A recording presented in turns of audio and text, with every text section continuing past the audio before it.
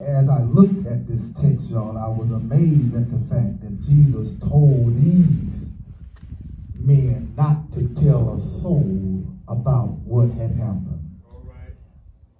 And I was amazed at the fact that they disobeyed Jesus and went and told everybody about his goodness. But what is ironic about this is, y'all, that even when Jesus does not tell us to be quiet, we find a way not to tell folks about how good God has been to us. That's just the opposite of this right here. You know, when you see things like that in the text, these men had a reason to go run and tell, but Jesus told them not to go tell. But there is something else in this text, y'all, that will let you understand why these men disobeyed Jesus.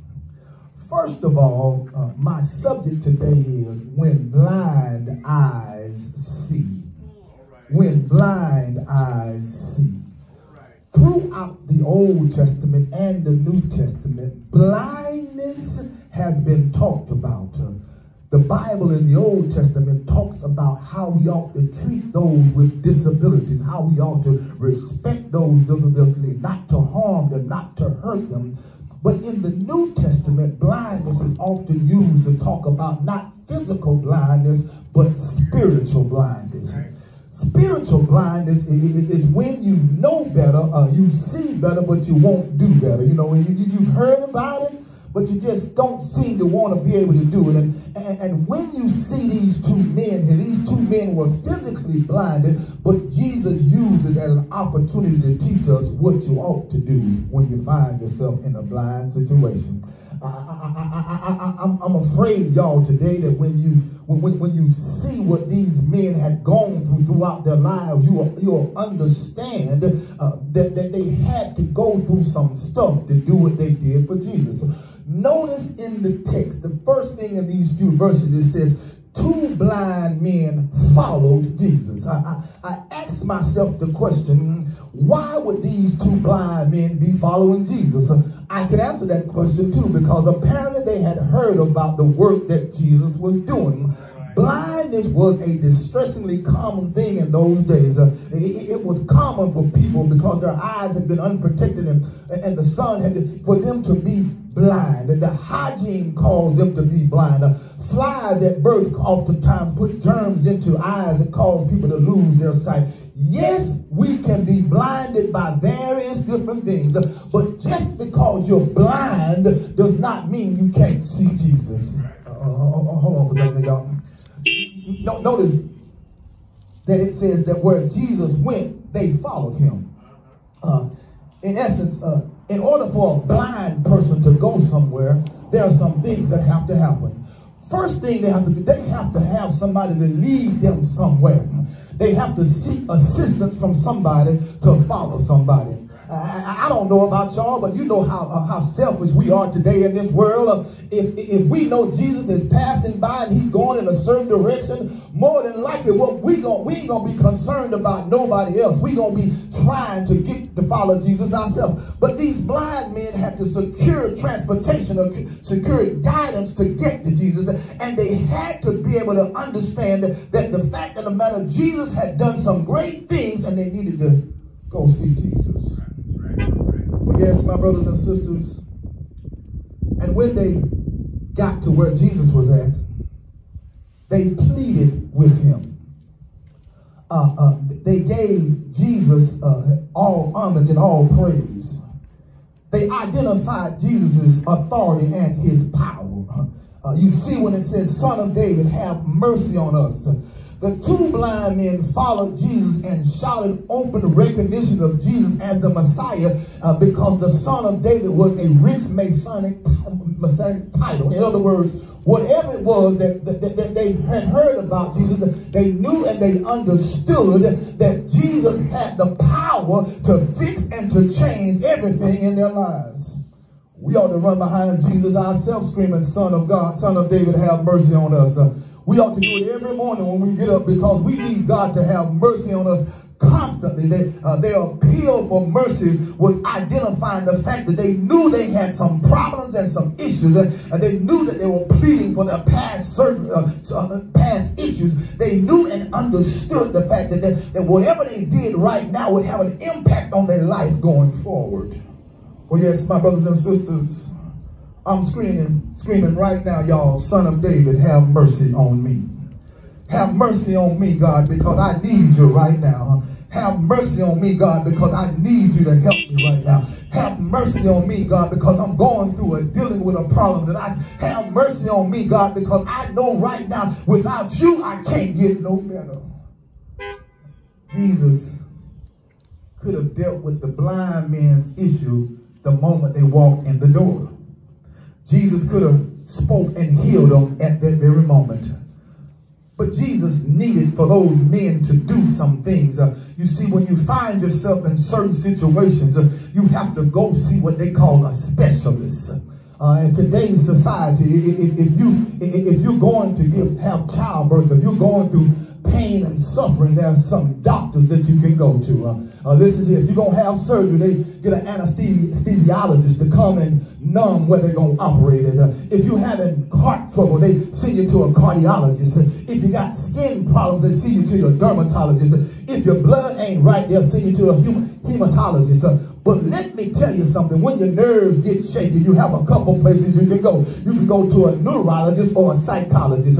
But I want y'all to understand, these men at this very moment did not need those type doctors. They needed a doctor that specialized in all different types of things. You see, they went to Jesus to get their eyes fixed like he was an ophthalmologist. But Jesus was something what I would call a general physician. In other words, he covered everything that they had. They didn't have to worry about whether their eyes were bad because he was going to fix their eyes. But the most important thing that Jesus wanted to fix was their heart, to make sure their heart was right. And that's why Jesus asked them some questions to make sure they knew what they came for. Jesus said, I've been to some doctors myself, y'all. And when you go to a doctor, you ought to have confidence in the abilities of the doctor. And Jesus asked them a question that I believe that those men had already answered. Because those men had took the time and the effort to get somebody to bring them to Jesus and to follow Jesus all over the place. Those men had took the time to look and seek out the help they needed. Those men understood that Jesus could change their lives. And so Jesus asked them a question. Do you believe that I'm able to do this? And the men answered very quickly and said, yes, Lord. But Jesus did not say, you're healed. He said, according to your faith, let it be so to you. In other words, y'all, if you're going to do anything in this life, you've got to trust in the fact of what Jesus can do for you. You can't go to Jesus asking for something and not believing. If you go not believing, you've already failed. You can't go to Jesus saying, Lord, help me with my tongue, if you can't go to Jesus knowing that he's quite able to do it. You can't go to Jesus telling, Lord, help me with my heart, if you go to Jesus thinking that he's not a good cardiologist. You can't go to Jesus with nerve problems and not believe he's the best neurologist. You can't go to Jesus with a cancer issue and not believe that he's the best oncologist. You can't go to Jesus with some cardio issues and not believe that he is a cardiac specialist, because the God that I serve wants you to come into his hospital that we call the house. The house of the Lord is where you go for healing. You can go down to what's the building, the round building, or you can go down to the infirmary and see a doctor, but you have to have some faith in the fact that when you leave the doctor, the God of God, the one that causes mountains to exist, can heal you. I can tell y'all right now because I know it to be so, because I've seen what he's done for me. I've heard him tell me it's gonna be all right. The Bible says he touched them with his hands, but they must have also touched him with their faith. In other words, when Jesus touches you, you got to touch him back with faith in the fact that he is able able to do it according to your faith. If you're looking for a blessing from the Lord, he can heal you right now. He can change your situation right now. I don't know about y'all, but I got to tell y'all what I think about this text. I think about this text in the perspective of why did they have to be two blind men? Were they two blind brothers? I believe they both had two different issues. Both of them were blind physically, and both of them were blind spiritually. But when you're blind and you hear something, watch this, y'all. I don't know about y'all if you know anything about the senses that we have.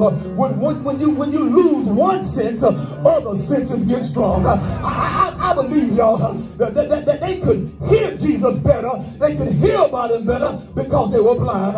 I believe, y'all, that they could smell how God had changed people. I believe, y'all, when they touched him, when they had a chance to put their hands on it, they felt something about him. But maybe y'all need to see it from this perspective. I want you to drop with me down to Matthew chapter 8, verses 1 through 4. It says, show faith, because he absolutely knew that Jesus was able to heal him. That was the one with leprosy. Matthew 8, 5 through 13 said that he touched them and their faith made them whole. The disciples failed in faith when the storm of the Sea of Galilee approached them in Matthew 23 and 27. They couldn't believe, but when they saw Jesus out walking on the water, somebody said, Jesus, if you bid me to come, I'll come out on the water. That's what faith is. Faith is when you have trust enough in God to walk out and do what he tells you to do. I don't know about y'all today, but I feel like walking on water. This morning, y'all, when I walked up these steps and stood on this area we call the porch, I walked up here, y'all, in confidence, in faith, that when I stood up here, that it was going to be here, and that nothing under me would crumble. That's what I stand on today, y'all. I stand on the confidence in the gospel of Jesus Christ. The woman with the blood issue was healed because of her faith. Can I tell you something? When blind eyes see, in other words, it is impossible for you to be blind-eyed and see at the same time. But when you trust God, blind eyes can see. According to your faith, he can heal you. He can change you. He can lift you up. If you believe that Jesus is capable of doing all these things, don't just talk about it. Be about it. Walk in faith. Believe in faith. Put your trust in God in faith. Don't be embarrassed or don't be afraid, but let folks know that you have faith in the Lord. Somebody said, if you got faith, make some noise and let the devil know that you're not embarrassed to trust the Lord to walk out on the water. I don't know about y'all today, but my faith is built on nothing less than Jesus' love and righteousness.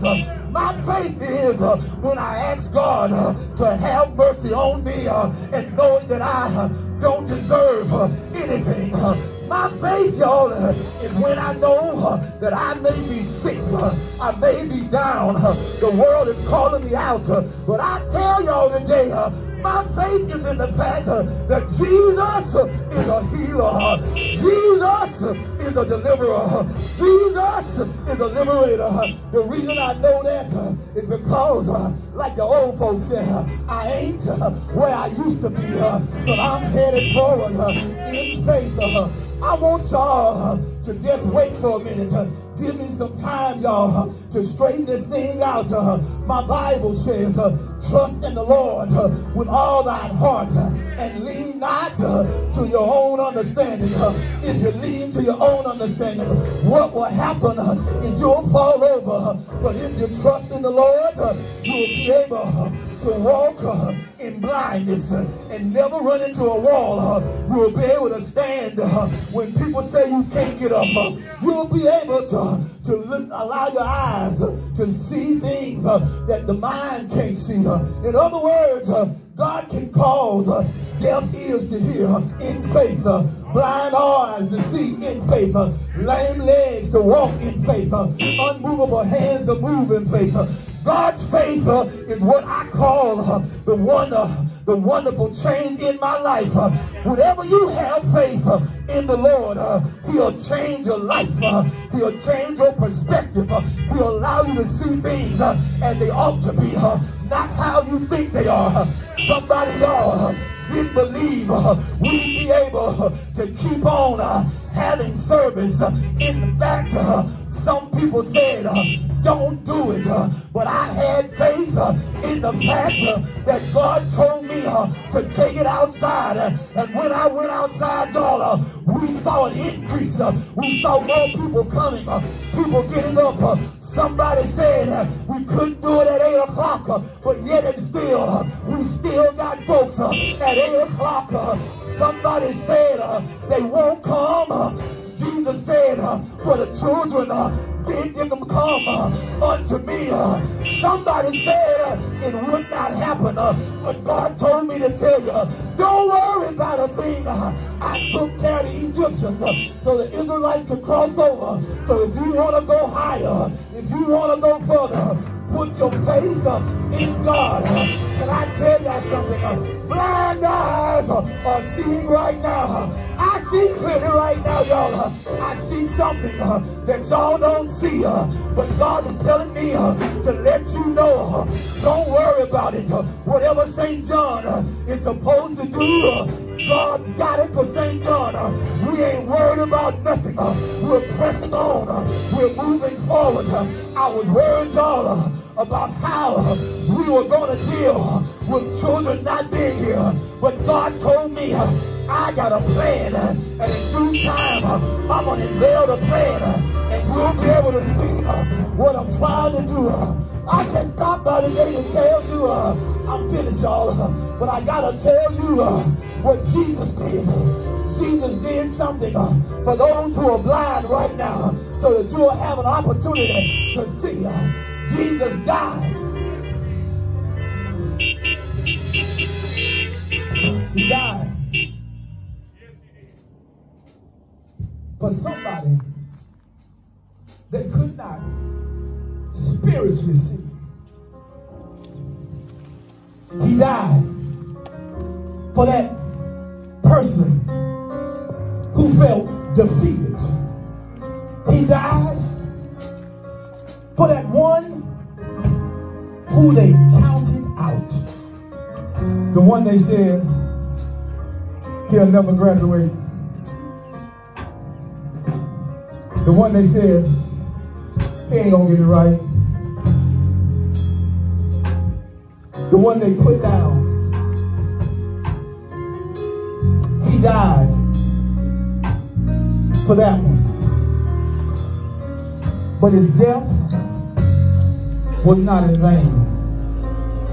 Because of his death, his burial, and his resurrection, blind eyes can now see.